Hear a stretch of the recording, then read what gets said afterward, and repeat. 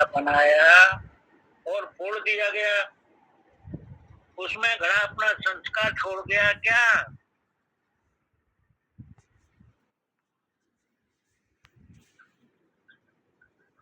जिसने इसी मिट्टी में घड़ा बनते देखा था और इसी मिट्टी में फूक फूक से देखा, उसके मन में तो ख्याल हुआ कि इस मिट्टी में घड़ा बना या बिगड़ा, लेकिन जिसने घड़े को बनते और बिगड़ते नहीं देखा, वो जब इस मिट्टी को देखेगा तो उसके मन में ये बात आ जाएगी, ये तो घड़े का उपादान रूप मृतिका है, या इसी से घड़ा रूप कार्य बना और नष्ट हुआ। तो इसका मतलब यह हुआ कि घड़े की जो आकृत है वो कल्पित शक्ल है, वो बिना वजन की है। तो देखिए, उपादान से अलग का कोई कार्य नहीं है। उपादान उपादान से अलग, उपादान क्या है? मिट्टी।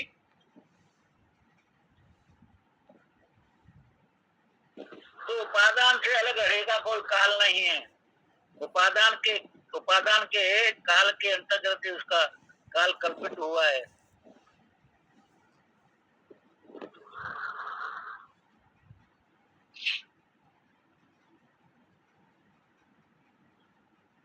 तो मिट्टी में उपादान का काल, उपादान कालता और कार्य कालता, ये दोनों दो नहीं है। यावत काल मिट्टी घटकाल प्रतीत होती है, उतने काल तक उपादान मिट्टी है, और जितने काल तक उपादानता है उतने काल तक वो घटाकारता है। जैसे स्वप्न में जितनी दृष्टि है उतनी सृष्टि है, स्वप्न में जितनी दृष्टि है उतनी सृष्टि है। सृष्टि और दृष्टि अलग अलग काल में नहीं है। स्वप्न में, स्वप्न की जितनी दृष्टि है उतनी ही सृष्टि है स्वप्न में।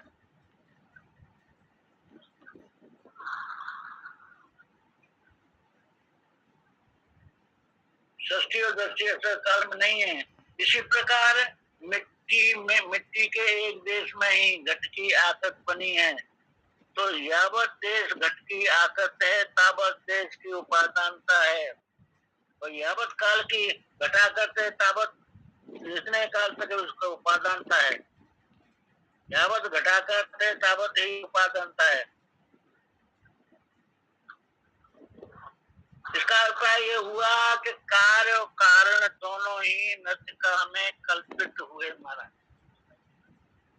कार्य और कारण दोनों ही मिट्टी में कल्पित हैं। ये नहीं कि कारण सत्य हो और कार्य मिथ्या। क्यों? कार्य कारण भाव दोनों युगपत होते हैं, और युगपत तत्व की दृष्टि से मिथ्या होते हैं। इसमें भाव और अभाव दोनों ही आरोपित हैं, दोनों ही कल्पित होता है। क्योंकि मिट्टी में घट अपना कोई संस्कार नहीं छोड़ता है।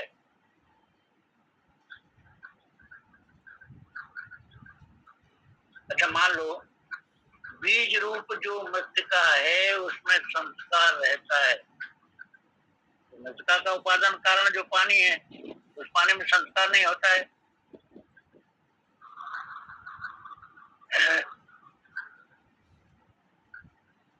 तो जो लोग इस चेतन को जुगनू की तरह के स्थान में मानते हैं, उन नास्तिकों को हम लोग तीन कोट में मानते हैं। उनके तीन विभाग करती है। जो लोग इस चेतन को जुगनू की तरह एक स्थान में मानते हैं, उन नास्तिकों को हम लोग तीन कोट में मानते हैं। हाँ, ये वेदांत की व्याख्या आपको सुना रहे हैं। हमको नास्तिक सिद्धांत की व्याख्या नहीं कर रहे हैं। पहली कोट उन सिद्धांतवादियों की है जो लोग जीवात्मा को द्रव्य के रूप में परिच्छिन्न मानते हैं। पहली कोट के कौन से हैं? जो लोग इस जीवात्मा को द्रव्य के रूप में परिच्छिन्न मान रहे हैं। जीवात्मा को द्रव्य के रूप में प्रच्छन्न मानते हैं, कण कण मान रहे हैं। उनको भी हम नास्तिक नहीं मानते हैं। जैसे गेहूं के बीज होते हैं ना, वैसे सब शरीर में बीज, हाँ, बीज रूप जीव रहता है। हाँ। अब दूसरी का नाम हम बताते हैं कि आप लोग उसको कुछ अच्छा न मानो, आपके संस्कार पर चोट पड़ती है। दूसरी कोट के नास्तिक कौन होते हैं? जो लोग जीव खान का बच्चा मानते हैं, माने है और जीव उसका देह है। माने आकाश में जैसे जुगनू उड़ता है, वैसे जीव उड़ करके एक जगह से दूसरी जगह पे जाता है। माने आकाश में जैसे जुगनू उड़ते हैं ना, जीव उड़ करके एक जगह से दूसरी जगह पे जाता है। उनके मत में असल में स्थान में ही जीव पैदा हुआ है, स्थान पर रह रहा है, तो स्थान में ही मिट जाएगा। ये जीव जो है देश का बच्चा है। आकाश में जो भी चीज होती है, चलती है, फिरती है, उसे शरीर में आकाश का उपादान जरूर होगा, देश का उपादान जरूर होगा। तो आत्मद्रव्य को प्रच्छन्न मानना, आत्मद्रव्य को प्रच्छन्न मानना, हर देश में अलग अलग मानना, यह असल में जीव को देह का बच्चा, पंचभूत का बच्चा मानना है महाराज।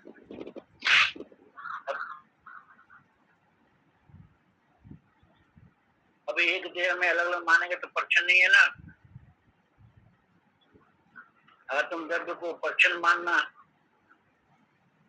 आत्मद्रव्य प्रच्छन्न है नहीं।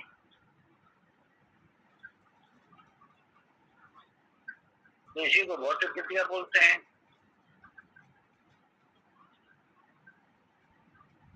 तीसरी कल्पना देखिए, तीसरी कल्पना काल की प्रधानता से है। क्षण में पैदा हुआ जीव, जीव में जो क्षणिक की मानता है और जीव को क्षणिक मानना, ये भी असल में जीव की शून्य मानना ही है, सत्ता शून्य मानना ही है। क्योंकि हर क्षण में वो मरता है। इस प्रकार जीव का क्षणिकत्व, काल तत्व, जीव का गमगम देशा तत्व और जीव का बीज भौतिक तत्व, ये तीनों नाश की कल्पना है महाराज।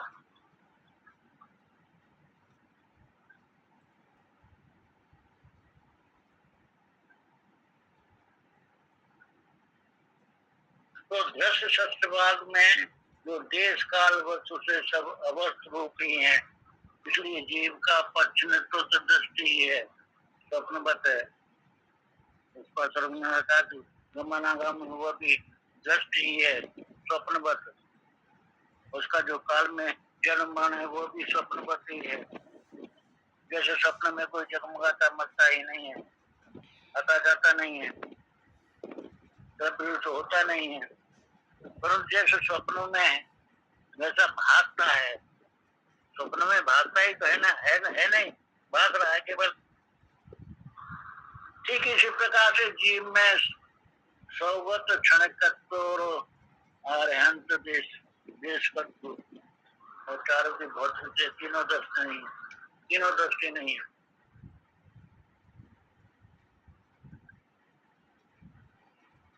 इसमें दृष्टि के सिवा जो धर्मात वस्तु है, उस वस्तु में तीनों क्षणिकत्व, देशवत्व और भौतिकत्व, ये तीनों नहीं है।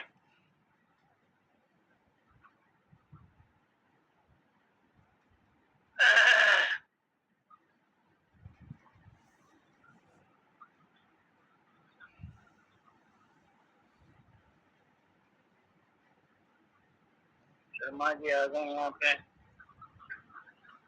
तो भाई ये जन्म मरण कब तक, ये जन्म मरण हम भोग रहे हैं कब तक?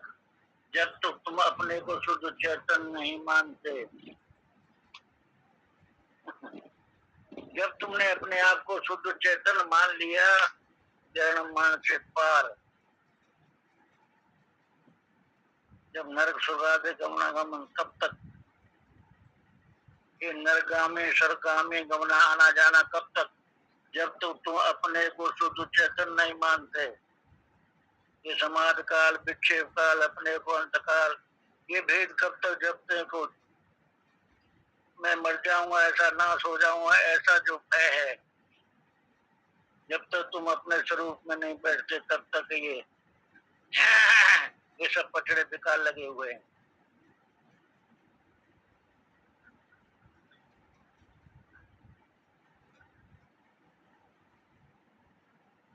तो जैसे योगी ने ये जो केवल दृष्टा है उसका स्वरूप स्थान माना है, उज्जवल हीरे की तरह से चमकता था वो आत्मदृष्टा।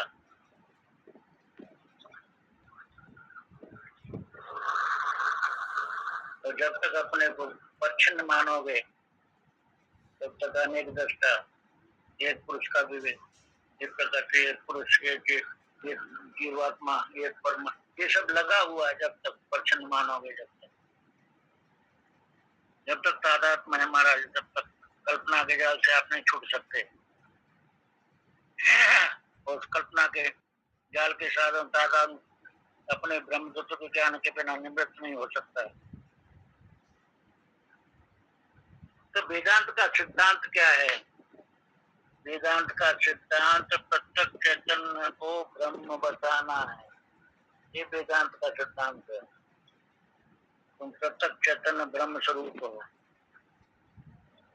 तुम आत्मा स्वरूप हो, ऐसी श्रद्धा करो।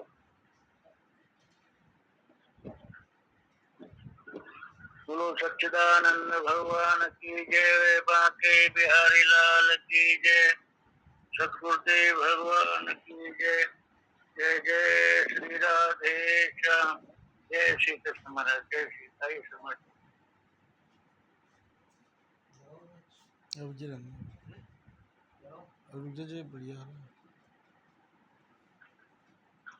शर्मा जी, जय श्री कृष्ण जी, जय श्री कृष्ण।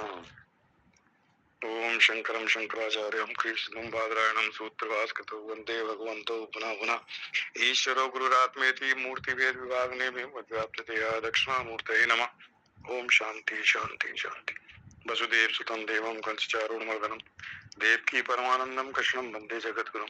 नमस्ते रामचंद्राय माधवाय नमो नमः, गोविंदाय नमस्तुभ्यो नमस्ते परमात्मने, अद्वैत ब्रह्म रूपाय ज्ञान गम्याय ते नमः, नमः पूर्णाय रम्याय माधवाय चिदात्मने, ओम श्री परमात्मने नमः। श्रीमद् भगवद गीता बहुने में बीतीतानि जन्मानि तब चार्जुन तान्यम वेद सर्वाणि न तुम वेद परम तव अजो अपि सन्नव्यात्मा भूतानाम ईश्वर विसन प्रकृतिम स्वामधिष्ठाय संभवात्माया यदा यदा हि धर्मस्य ग्लानि भक्ति भारता अभ्युत्थान धर्मस्य तदात्मानं सृजाम्यहम् परित्राणाय साधूनां विनाशाय च दुष्कृतां धर्म संस्थापनार्थाय संभवामि युगे युगे। जन्म कर्म च मे दिव्यमयो वेत्ति तत्तथा त्यक्ता देहन्ति न जन्मनेति मामेति सोऽर्जुन। वीतराग भया क्रोधा मन में आमाऊ पाशता भैवो ज्ञान तपसा भूता मदमागता ये रामां प्रवदन्ते तांस्ते वजाम्यहम् मम वर्तानुवर्तन्ते मनुष्यापा सर्वसा। जय श्री कृष्ण। तो देखो छठे अध्याय का 8वां श्लोक, 7वां श्लोक, ये जो थे, जब मनुष्य अपनी इंद्रियों पर विजय प्राप्त कर लेता है, अपने मन अपनी इंद्रियां, उसके हो जाता है कि मैं शरीर नहीं हूँ, मेरा शरीर नहीं है, मैं शरीर से अलग एक परमात्मा का अंश हूँ। ऐसी उसकी अंदर ज्ञान हो जाता है और उस ज्ञान को वो थोड़ा थोड़ा अनुभव भी करने लगता है। तो ये सोचने के बाद में जो उसका परिणाम होता है, उसका परिणाम देखो क्या है। पहला है जितात्मना प्रशांता से परमात्मा समाहिता। जब शरीर, मैं शरीर नहीं हूँ, मेरा शरीर नहीं है, तो क्या होता है, उसने अपने शरीर को अपने वश में कर लिया। जब मैं मन नहीं हूं तो मन के अनुसार वो नहीं चलेगा। मन में जो आया वो नहीं बोलेगा, मन में आया वो खाएगा नहीं, मन में आया वो करेगा नहीं, मतलब विचार करेगा क्या उचित है क्या अनुचित है, क्या कर्तव्य है क्या है कर्तव्य, शास्त्र के अनुसार क्या होना चाहिए, क्या क्या करना चाहिए, शास्त्र में क्या विधि है क्या निषेध है। तो ऐसा व्यक्ति क्या है, जितात्मना, उसने अपना मन वश में कर लिया, इंद्रियां वश में कर ली, प्रशांत, अंतःकरण उसका शांत रहता है, परमात्मा समाहिता, परमात्मा में उसकी नित्य स्थिति, आत्मा में नित्य स्थिति है। फिर दूसरी लाइन में तो है कि शीत उष्ण वगैरह वगैरह को वो सब एक सा देखता है, इसमें वो विचलित नहीं होता। फिर आगे उसको कहा ज्ञान विज्ञान तृप्तात्मा कूटस्थो विचेंद्रिय, कि उसका जो अंतःकरण वो ज्ञान विज्ञान से तृप्त हो चुका है। ज्ञान विज्ञान की बात हो गई, ज्ञान का मतलब शास्त्रों में जो दे रखा है उसको समझता है, उसमें उसका नाम ज्ञान है।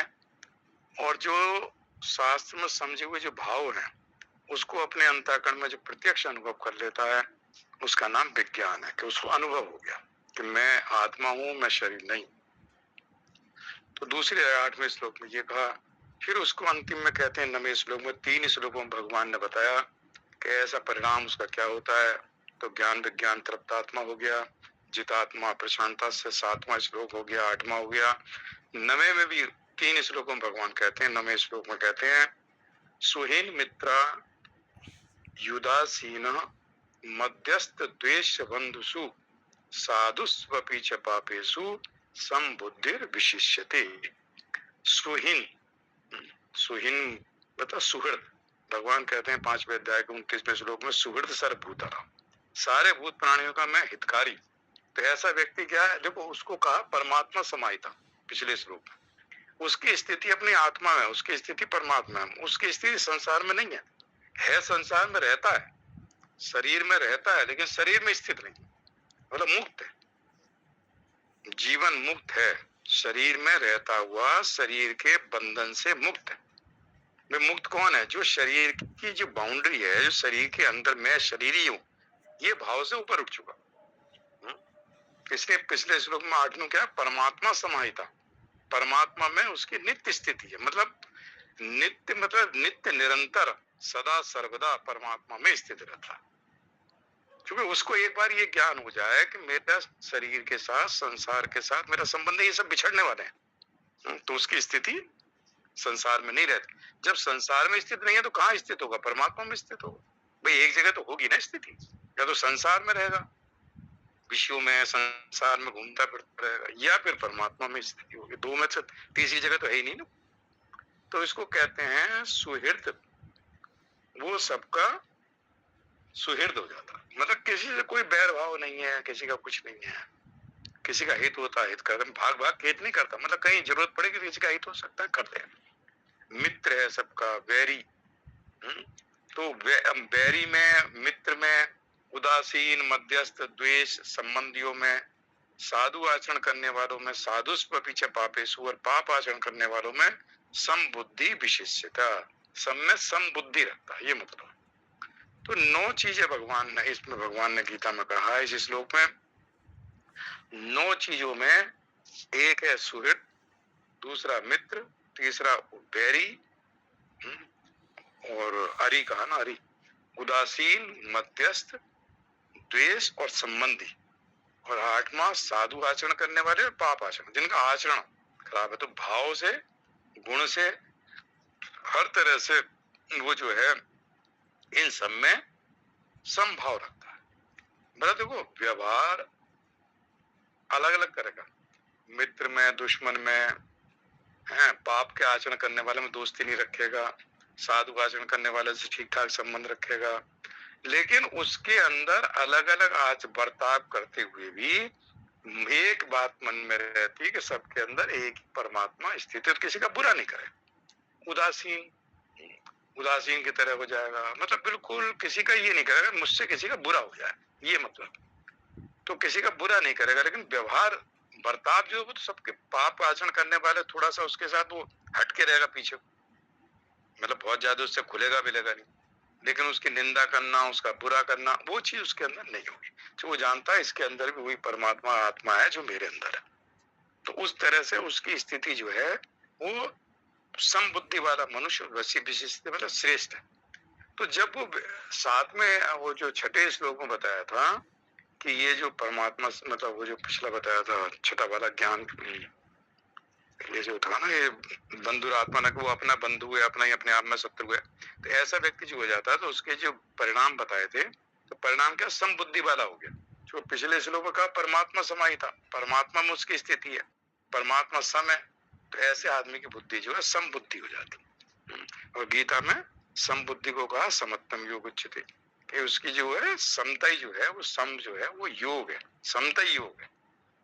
समता मतलब परमात्मा सम है और संसार विषम। तो संसार में अगर हमारी स्थिति है तो विषमता में है, कहीं राग होगा, कहीं विषमता का मतलब कहीं राग होगा, किसी के साथ द्वेष होगा, कहीं अनुकूल, कभी सुख आएगा कभी दुख आएगा। तो ये द्वंद्व बने रहते हैं, जो विषमता बनी रहती है। और परमात्मा हमेशा सम रहता, निर्दोष और सम, वहां कभी विचलित नहीं रहता, वो तो हमेशा एक सही सम भाव में रहता। और संसार में अभी कुछ समस्या, कभी कुछ समस्या, कभी अच्छा कभी बुरा, कभी ये इसी संसार में चलता रहता। जो संसार में अशांति है, परमात्मा शांत है, आत्मा शांत स्वरूप है। आज संसार में विषमता है, आत्मा में समता। इसमें अशुद्धि है वो शुद्ध है, इसमें अशांति है वहां शांति है। मतलब आत्मा में शांति है, संसार में अशांति। संसार में शांति ढूंढना, एक जगह पढ़ा था मुझे अच्छा लगा। देखो कहते हैं हर व्यक्ति शांति की इच्छा करता है, हर व्यक्ति शांति की इच्छा करता है, मुझे शांति मिल जाए, बहुत दुखी हूँ, हिमालय पे चला जाऊं, मसूरी चला जाऊं, क्यों चला जाऊं? तो वहां जरा शांति मिलेगी, घर में यहाँ बड़ी अशांति है। तो वो शांति की खोज में शांति की इच्छा करके उस इच्छा को पूरी करने के लिए इधर उधर घूमता है। तो कहते हैं शांति की इच्छा तो करता है लेकिन इच्छा को शांत नहीं करता। क्या बढ़िया लिखा था किसी ने। अगर इच्छा को शांत कर दे कि मेरी इच्छा ही शांत हो गई तो शांति पड़ गई। कहीं बैठा हो, चाहे बाजार में, बाजार में भी है तो वहां भी शांत है, जो इच्छा अशांति पैदा करती है। तो कहते हैं शांति की इच्छा करता है लेकिन इच्छा को शांत करने का प्रयत्न नहीं करता कि मेरी इच्छा ही शांत हो जाए तो मैं शांत हो जाऊं। तो यहाँ भगवान कहते हैं कि ऐसा व्यक्ति जो है सम भाव में स्थित रहता है, उसकी सम बुद्धि वाला व्यक्ति हो जाता। तो इसको कहते हैं समता का जो है परमात्मा समय, संसार विषम है। तो जो विषमता में रह के समता प्राप्त नहीं कर सकती, ये मतलब कई लोग ये सोचते हैं ना कि संसार में भी रहूं और मैं विचलित भी ना हूं, सुख दुख में भी समान रहूं। तो कहते हैं संसार में तो आएंगी समस्या, शरीर में रहते हुए ये भाव बन जाए कि मैं शरीर में हूं लेकिन शरीर के साथ मेरा संबंध, व्यवहार के लिए मुझे शरीर में रहना, तो सुख दुख भी आएंगे, विचलित भी होगा, लेकिन जल्दी उस समस्या से ऐसा व्यक्ति बाहर निकल जाता। एक दिन में 2 घंटे में, जैसी समस्या इतना बड़ी समस्या। तो ये चिंतन मनन जो है उसको वहां काम दे देता। एक विष्णु पुराण का कहा, प्रहलाद जी ने कहा विष्णु पुराण में, समता भगवान की आराधना है। समता जो है भगवान की आराधना है, भजन। ये विष्णु पुराण में प्रहलाद जी कहते हैं। तो वो कहते हैं उस समता की प्राप्ति का उपाय क्या है? ये राम सुखदास जी लिखते हैं, बुराई रहित होना। बुराई रहित होना समता की प्राप्ति का उपाय है। और बुराई रहित होने का उपाय क्या है? कैसे हम बुराई रहित हों? कैसे? किसी को बुरा ना माने, किसी का बुरा ना करें, किसी का बुरा ना सोचें, किसी में बुराई ना देखें और किसी की बुराई ना सुने और किसी की बुराई ना कहें। 6 बातों की दृढ़ता से पालन करें तो हम बुराई रहित हो जाते हैं। और बुराई रहित होते ही हमारे अंदर अच्छाई आ जाती है, क्योंकि अच्छाई हमारा स्वरूप है। अच्छाई हमारा स्वरूप है। आत्मा जो है उसमें तो कोई बुराई हो ही नहीं सकती ना। तो वो कहते हैं समता की प्राप्ति का उपाय क्या है? बुराई रहित होना। तो अच्छाई हमारा स्वरूप है। देखो इस संसार में कोई व्यक्ति ऐसा नहीं है जो 100% बुराई हो, और कोई ऐसा नहीं जिसके अंदर 100% अच्छाई। क्योंकि संसार में अच्छाई और बुराई एक साथ रहते हैं। संसार में हमेशा द्वंद्व रहता है, आत्मा निर्द्वंद है और संसार में द्वंद्व है। तो हमेशा द्वंद्व बना रहेगा, अच्छाई रहेगी तो बुराई भी रहेगी। हर व्यक्ति में अच्छाई और बुराई दोनों रहती है। दैवी संपदा आसुरी संपदा दोनों रहती है। किसी में दैवी संपदा ज्यादा होती है, किसी में आसुरी संपदा ज्यादा होती है, रहेंगी दोनों। लेकिन जब शरीर से अलग हो जाता है तो आत्मा जो वो देव स्वरूप है, वो निर्द्वंद है, इसमें द्वंद है। तो कहते हैं हम इन बुराई रहित होना मतलब अच्छाई हमारा स्वरूप है। तो इसलिए बुराई रहित होना, बुराई रहित होने का उपाय है बुरा ना माने, बुरा ना करें, बुरा ना सोचें, बुरा ना देखें और बुराई ना सुने और किसी की बुराई ना कहें। 6 बातें करने से वो कहते हैं इसका दृढ़ता से पालन अगर हम जीवन में करें तो हम बुराई रहित हो जाते हैं, और बुराई रहित होते ही हमारे में स्वतः मतलब अपने आप लानी नहीं पड़ती। देखो ये कहते हैं कि आसुरी संपदा का त्याग कर दो, जो 16वें अध्याय में मतलब त्याग करें तो दैवी संपदा लानी नहीं पड़ेगी। दैवी संपदा हमारा स्वरूप है, वो हमारा स्वभाव है, जो परमात्मा का अंश होने के कारण दैवी संपदा बाहर से नहीं लानी पड़ेगी। आसुरी संपदा हमारे अंदर घुस गई, संसार में अलग अलग योनियों में रहते हुए, अलग अलग शरीरों में रहते हुए आसुरी संपदा हमारे अंदर आ गई, ये बाहर निकल जाए। लेकिन हम क्या करते हैं, कई बार साधक क्या करते हैं, वो दैवी संपदा लाने की कोशिश करते हैं कि बुराई भी अंदर पड़ी रहे और अच्छाई में अंदर लाऊं बाहर से, मतलब मैं भी अच्छा करूं ये, लेकिन बुराई ना मेरी छूटे। तो मेरे अंदर जो बुराई है, दुर्गुण है, वो तो बने रहेंगे ऐसे, और सद्गुण को लाने की कोशिश कर रहा हूँ, प्रयास करता हूँ। तो कहते हैं कि आप बुराइयों को छोड़ो, अपनी बुराइयों को बाहर निकालो, रोज एक बुराई को बाहर निकाल दो, जो मेरे अंदर कमियां हैं, जो दुर्गुण है, उन्हें बाहर निकालो। तो सद्गुण, अच्छाई, ये तो मेरा स्वरूप है, ये मुझे लानी नहीं पड़ेगी। छोड़ना क्या है, उन्हें छोड़ेंगे तो अच्छा ही रहेगी। जैसे रजगुण तमगुण को छोड़ा, सतगुण तो बढ़ेगा, अपने आप ही बढ़ जाएगा ना। लेकिन रजगुण तमगुण भी बना रहे, मैं सतगुण को बढ़ाता रहूं। हालांकि सतगुण के बढ़ने से रजगुण कम होता है, लेकिन रजगुण अगर कम ना हो तो सतगुण बढ़ना मुश्किल हो जाता है। रजगुण बना रहे और फिर सतगुण को लाए। तो कहते हैं बुराइयों को दूर करना, तो क्या बढ़िया इन्होंने लिख दिया, 6 बुराइयों को दृढ़ता पूर्वक पालन करें तो हम बुराई रहित हो जाएंगे। तो याद रखना, समता की प्राप्ति का क्या उपाय है, बुराई रहित होना।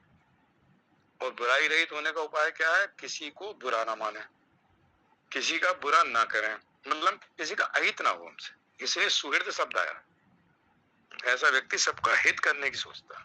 तो किसी का बुरा ना सोचें, अपने मन में ऐसा विचार ना लाएं उसका बुरा हो जाए, किसी में बुराई ना देखें। बुराई देखने से हमारे अंदर बुराई आ जाती है, हम उसकी अच्छाई देखें, देखो ये बात तो इसके अंदर अच्छी है, और उसके अंदर 10, हमारे अंदर ही 10 चीजें बुरी है। भाई ऐसा कोई हम थोड़ी है कि सारी अच्छाई हमारे अंदर ही, बुराई कोई नहीं है। अपनी बुराई और दूसरे की अच्छाई, जब अपनी बुराई देखते हैं तो बुराई निकलती है, और दूसरे की अच्छाई देखते हैं तो अच्छाई हमारे अंदर भी आने की कोशिश करते हैं कि ये हमारे अंदर भी आना चाहिए। लेकिन हमारा स्वभाव है अपनी अच्छाई देखना और दूसरे की बुराई देखना, उसके अंदर ये बुरा है, उसके अंदर ये बुरा है, उसके अंदर ये बुरा है, और अपना अच्छाई देखने से हमारे अंदर अच्छाई का अभिमान आ जाता है। तो इस तरह से दूसरे की बुराई न देखें, बुराई न सुने, किसी की बुराई, तो ये देखो कह रहा है किसी की बुराई न देखें, किसी में बुराई न देखें, किसी की बुराई ना करें। इससे क्या, बुराई रहित हो जाएंगे। जो बुराई से हमारा मतलब है हम देखते ही नहीं किसी की बुराई, हम ना सोचते हैं, ना सुनते हैं, ना कहते हैं, ना बोलते हैं। तो ये चीज पकड़नी है। और जब बुराई रहित हो जाएंगे तो हमारे में स्वतः देखो शब्द लिखा, स्वतः अपने आप स्वाभाविक अच्छाई आ जाएगी, क्योंकि अच्छाई हमारा स्वरूप है। अच्छाई को लाने के लिए हम प्रयत्न करते हैं, साधन करते हैं, वर्षों तक साधन करने पर वास्तविक अच्छाई हमारे में नहीं आती, और हमें संतोष भी नहीं होता कि इतने दिन से हम साधन कर रहे हैं, गीता पढ़ रहे हैं, सब कुछ कर रहे हैं, लेकिन अच्छाई हमारे सद्गुण नहीं आ रहे, सदाचार नहीं आ रहे। तो वो कहते हैं सद्गुण सदाचार आने के हैं ही नहीं, ऐसा समझकर हम साधन से हताश हो जाते हैं। तो कहते हैं हमने अच्छाई को उद्योग साध्य माना है कि इसके लिए मुझे कर्म करने पड़ेंगे सर, अपने अंदर अच्छाई को लाने के लिए, और बुराई को सर्वथा नहीं छोड़ा, ये मैं कह रहा हूं। तो बुराई को छोड़ने से अच्छाई को लाना नहीं पड़ेगा। अच्छाई जो है, जब बुराई, किसी का बुरा नहीं देखेंगे, बुरा नहीं सोचेंगे, बुरा नहीं बोलेंगे, है, तो हमारे अंदर ये बुराई प्रवेश ही नहीं करेंगे। ये तो प्रवेश करती है ना, हमारा स्वरूप अच्छाई, और बुराई जो बाहर से आती है, दूसरों को देख के झूठ बोलना, दूसरों को देख के ये करना, बुरे। तो ये कहते हैं, इसलिए इस श्लोक में हमें देखना है कि जो अच्छी बात ये कह रहे हैं कि समता जो है भगवान की आराधना या भजन है, ये लिखा है विष्णु पुराण का। तो ये भजन है, मतलब ये साधन, आराधना है। समता क्या है, भगवान की आराधना, और समता को प्राप्त करने के लिए क्या है, बुराई रहित होना, और बुराई रहित होने का उपाय ये है 6। तो जब हम बुराई रहित हो जाएंगे तो अच्छाई हमारे अंदर अपने आप रहेगी, और अच्छाई आने का मतलब है समता की प्राप्ति। समता की प्राप्ति का मतलब आत्म स्वरूप में स्थिति। तो इस श्लोक से आज हमने ये सीखा कि धीरे धीरे हम जो है इसका प्रयास करते रहेंगे।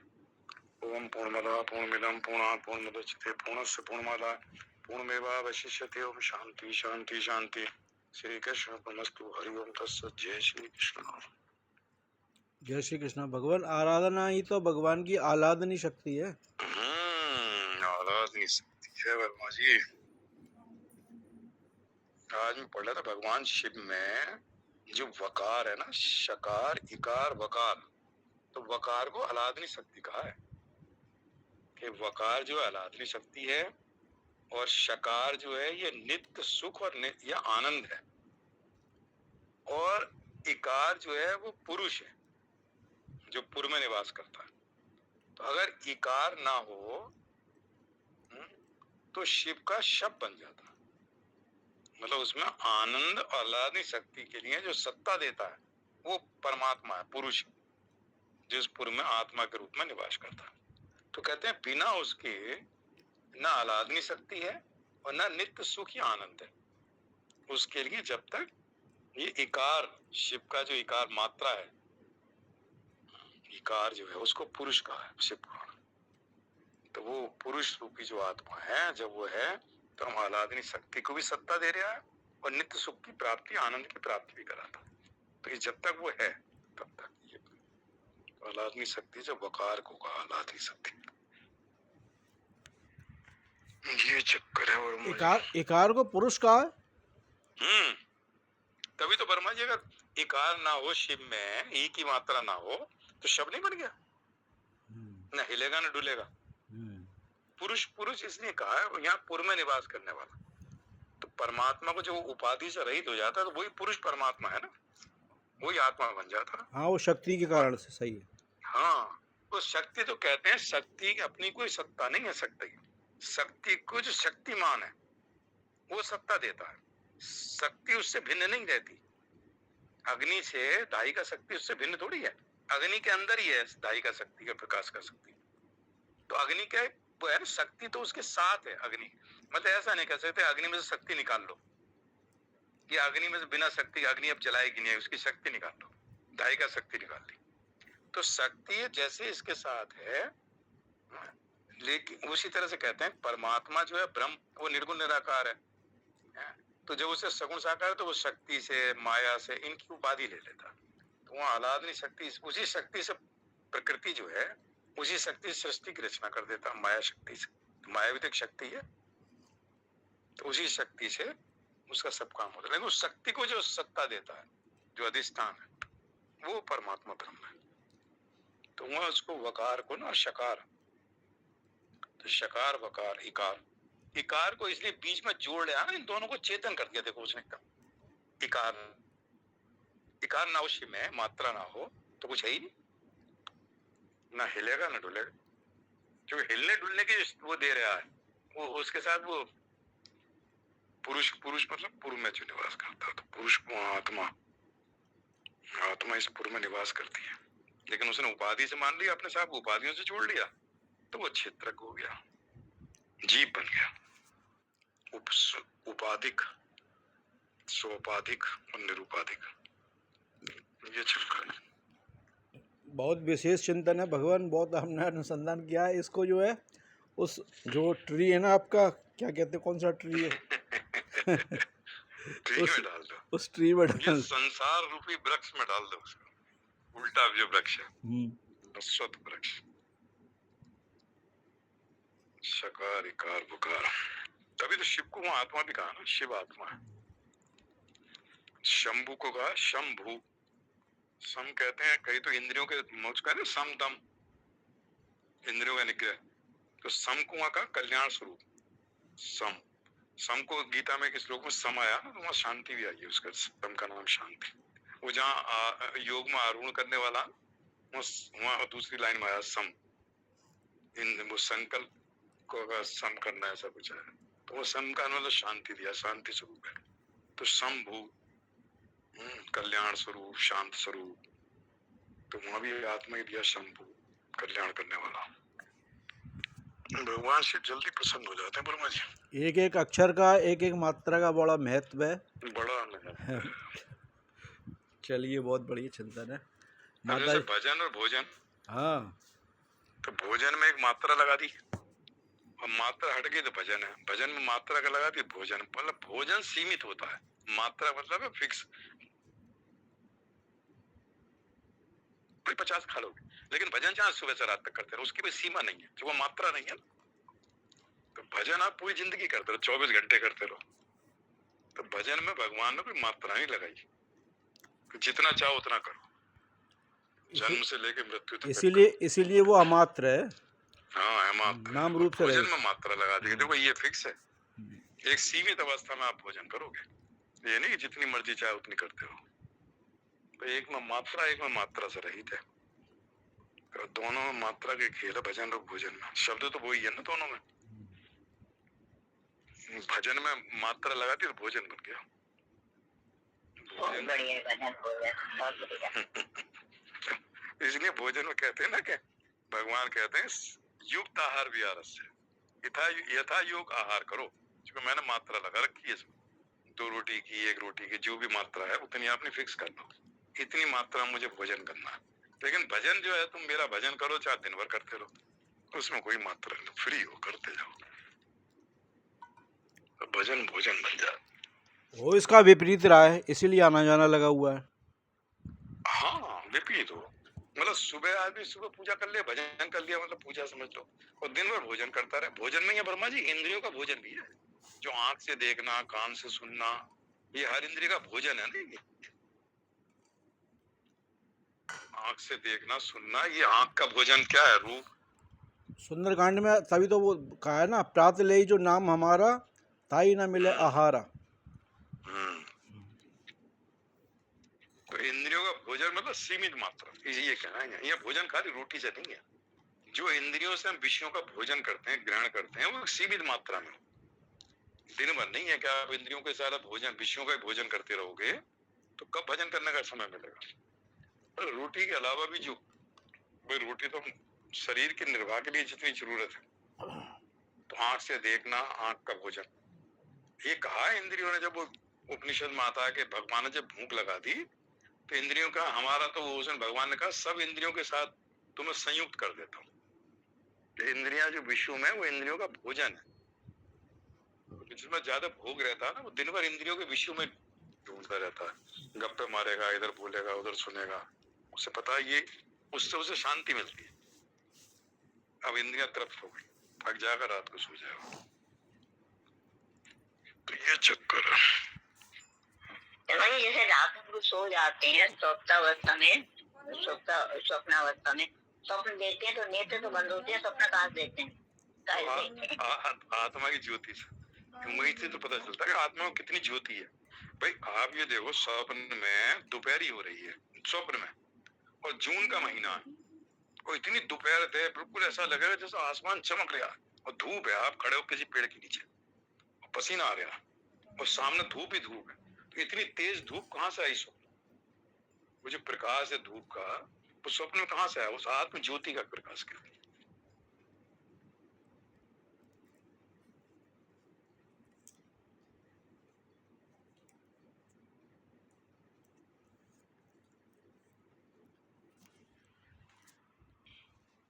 क्या हुआ?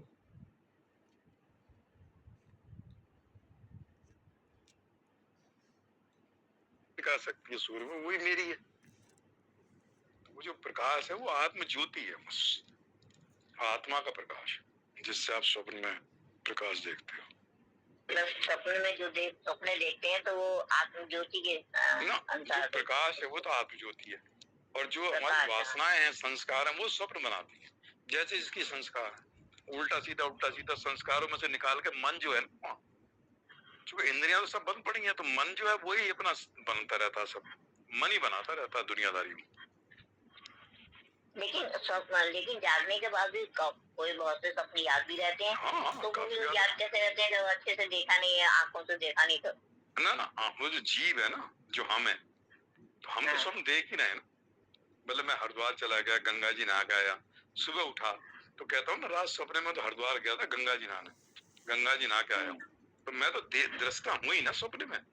तो कई बार स्वप्नों के बाद में जैसे एकदम आंख खुल गई स्वप्न देखते ही, मतलब उसके बाद स्वप्न देखने के बाद अगर सुसुप्ति आ गई तो भूल जाते हैं कई बार, लेकिन स्वप्न के बाद में अगर आंख खुल गई तो एकदम याद रहती है ना, अरे बड़ा डरावना स्वप्न देखा, पानी पी के वजू, या स्वप्न पूरा याद रहता है कि अब ये गया था फिर हो गया, किसी की शायद रिश्तेदारी में चला जाता स्वप्न में, मैं शादी ब्याह में अटेंड कर गया, खाना भी खाता स्वप्न में, पानी पीता, घूमता, चलता।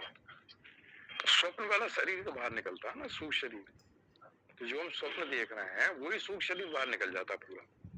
तो जब पूरा शरीर निकलता है तो आप सूक्ष्म शरीर के द्वारा दुनियादारी भी देखोगे। इस शरीर से निकलने के बाद मान लो हम शरीर से निकल गए और घर वाले रो रहे हैं, तो शरीर से बाहर निकलने के बाद आप जो जस्ट स्वप्न में आप देख रही हो, वो सूक्ष्म शरीर के द्वारा आप ये भी देखो अपने घर वाले रो रहे हैं, सुन भी रहे हो आप, देख भी रहे हो। लेकिन आप जो बोलना चाह रहे हो वहां सूक्ष्म शरीर से आप तो बोलोगे, लेकिन आपकी बात कोई नहीं सुनेगा। किसी के हाथ मारोगे पीछे से, मेरी सुन, तो हाथ भी नहीं, आपका वायु में शरीर है ना, लेकिन आप वहाँ देखते हो और सुनते हो। फिर जो आपको लेके जा रहा है उसके साथ आप, वो आपको पता रहता है किसके साथ जा रहे हो, कहाँ जा रहे हो, सारा रास्ता देखते हो, दुनियादारी देखते हो। मतलब वायु में शरीर उसी आकार का दे देता जिस आकार का आपका स्थूल शरीर।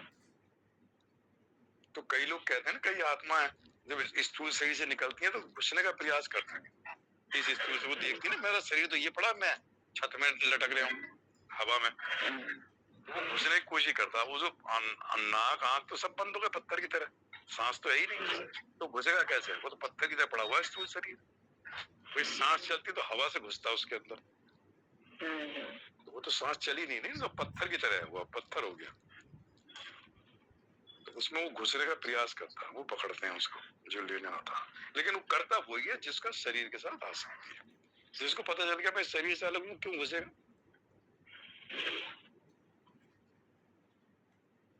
विचित्र दुनिया मृत्यु के बाद की, इसलिए जीते जी कर लो जो करना हो, सोचना साचना। तो इसलिए कोई समस्या, तो भगवान ने इसलिए कहा कि जो गीता का वो करता है उसको दुर्गति नहीं होती। तो उन्हें है भाई इसको ये ज्ञान तो हो ही गया ना, मेरा शरीर अलग है, मैं यूं मैं ये हूँ, तो ज्यादा चक्कर में नहीं पड़ता, निकल भी गया तो उसे पता रहे, कोई बात नहीं। सारस्वत जी चलेगा ना है तो उन्होंने दूसरा बंद कर दिया। सभी को स्वागत नमन, जय श्री कृष्ण। जय श्री कृष्ण। भजन तो सुनाओ माता जी, एक छोटा सा भजन सुनाइए।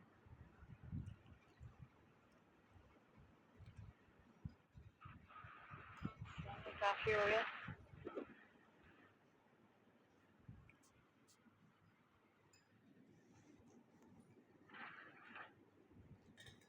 विश्व के बिहारी लाल की शाम हुई,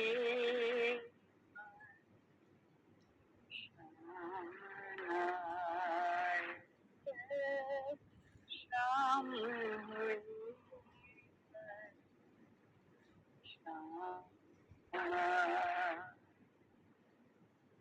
शाम बिना क्यों शाम तुम्हारे, बिना क्यों शाम सुहाए, शाम हुई शाम ना व्याकुल मन शाम से पूछे, शाम बता क्यों शाम ना, व्याकुल मन हर शाम से पूछे, शाम बता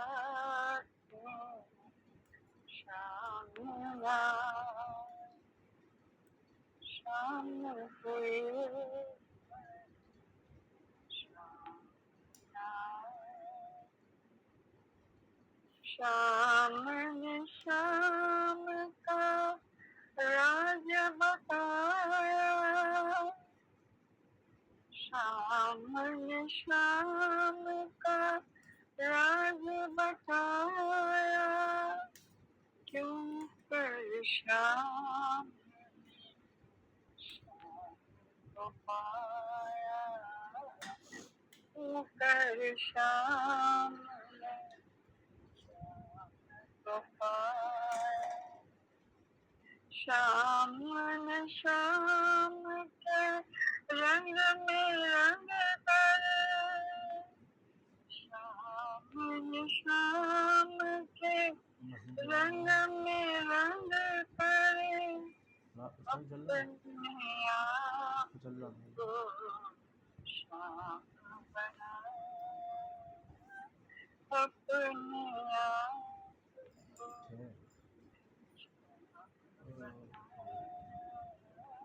श्याम कोई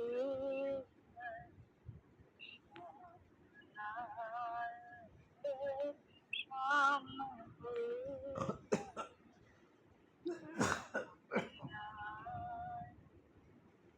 श्याम बिना क्यों श्याम दुहाए, श्याम बिना